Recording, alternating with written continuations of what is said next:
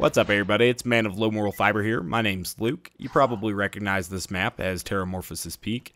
Terramorphous is the raid boss from the main game, and in this video I will be killing him several times. These were all clips that I recorded while I was trying to beat my previous best time against Terramorphous the Invincible at Overpower level 8 as Sniper 0, which was approximately 38 seconds. Just the other day, I had taken the time to beat my old Dragon's record of approximately 1 minute and 39 seconds, and then I wanted to come here and try to do the same against Terramorphous. I thought that the Terramorphous record was the weaker of the two records, however I was incorrect in that assumption. So I'm going to start every fight just like this. I throw the slag grenades here at the hole that Terramorphous is going to emerge from, and during his first emergence he's always going to do a big roar, and then if you're far enough away from him he'll immediately go underground. If you're close enough to him he'll try to do a tentacle swipe, but then he'll get a little bit closer to you and try to throw a spike or two at you. Now if you hide in this little portion of the rock ramp, you'll be able to avoid damage from that first spike or even the second spike that he'll throw, and keep your B shield up, which is tremendously important if you're trying to kill him as quickly as possible. So in this particular video, or this particular clip, this first kill, I do manage to kill him in what I would imagine is about 39 to 40 seconds. I didn't go through and exact time it because this wasn't my best time. However, I knew that it didn't beat my old time because of my rough time estimate.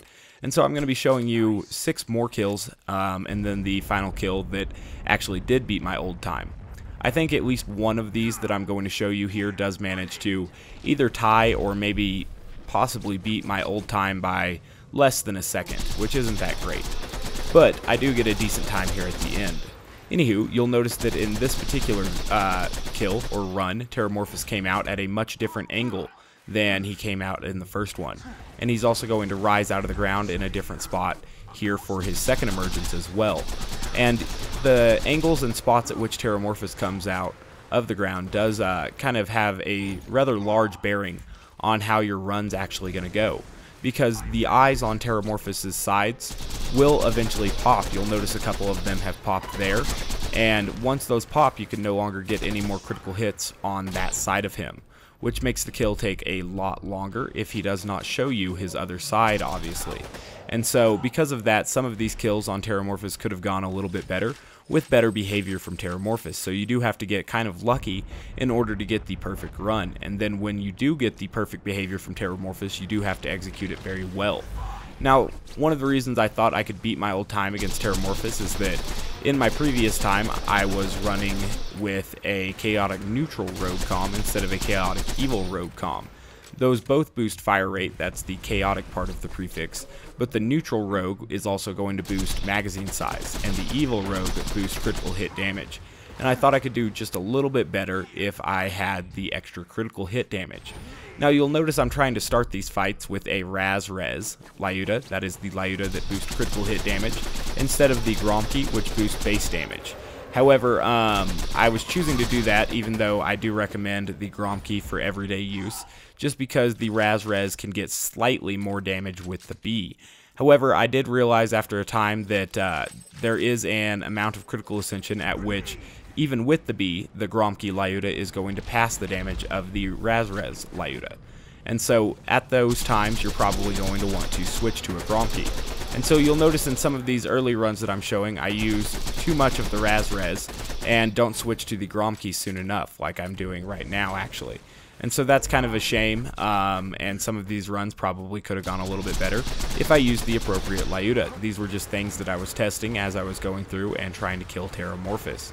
Now, not all of these runs go incredibly splendidly. Obviously, to get him killed in under 38 seconds, he's definitely going to need to die here on the third emergence from the ground.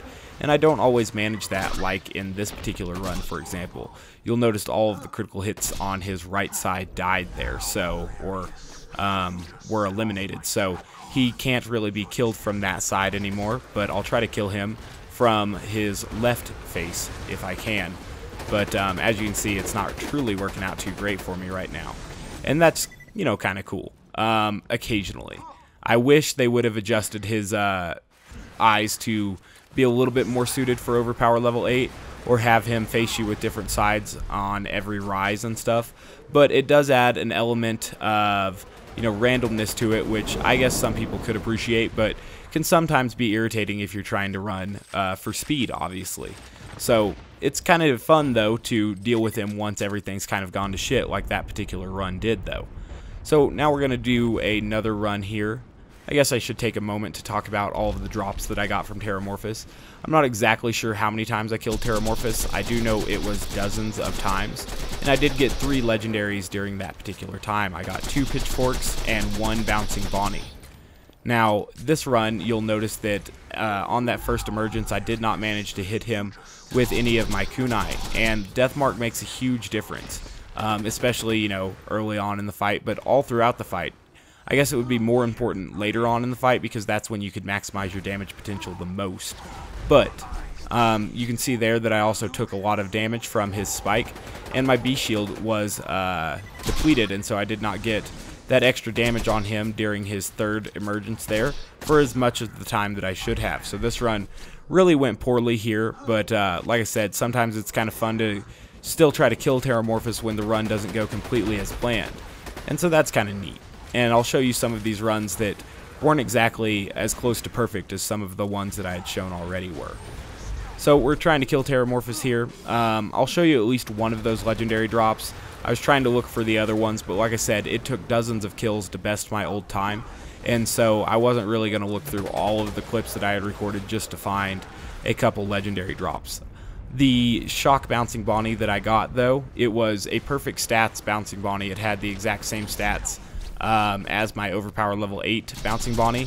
I'm using a level 8 bouncing bonny right now on purpose so that if I get too close to it, it is still obviously going to do damage to me, but it won't put me in a situation where it might kill me. And so that's kind of cool. That's why I use a low level bouncing bonny. I do believe this is the one clip that I found that actually shows a drop of one of the pitchforks. Now, I have mentioned in the past that I do not think that large varied loot pools where some legendary items only drop from a boss where it has a large legendary loot pool and world drops. I think that that's kind of poor design because it makes, for example, the pitchfork more rare than other items or other legendary items, and that's kind of a shame because not only do you have to get lucky enough to get a legendary from Terramorphous, then it actually has to be a pitchfork among the other legendaries that he has the chance to drop. And so, yeah, I got the pitchfork this time, but it's kind of one of the rarer legendaries in the game, which is kind of a shame. I don't feel that there's any justification for making certain legendary items that aren't truly that special much rarer than others. I can kind of understand why they made the Norfleet so rare, but there's no real reason for the pitchfork to be that much more rare than a different legendary item like, say, a Hailfire or a Gub or something like that. They're all, equal-ish in rarity, or they should be equal-ish in rarity, but they're not. So that's kind of a weird deal to me. Anywho, we'll continue to kill Terramorphous here. I think that this run is actually more or less 37 seconds. I don't know exactly. I think this one is pretty solid, but the next one I show is the best one I get at approximately 35 seconds. And so I showed you guys a few of the kills that I did against the dragons, and that particular video seemed to be pretty well received, so I wanted to show you guys some kills here against Terramorphous as well. That run, it went really, really well. I thought that that was going to be the best run that I'd be able to get, but in this next run I do even a little bit better.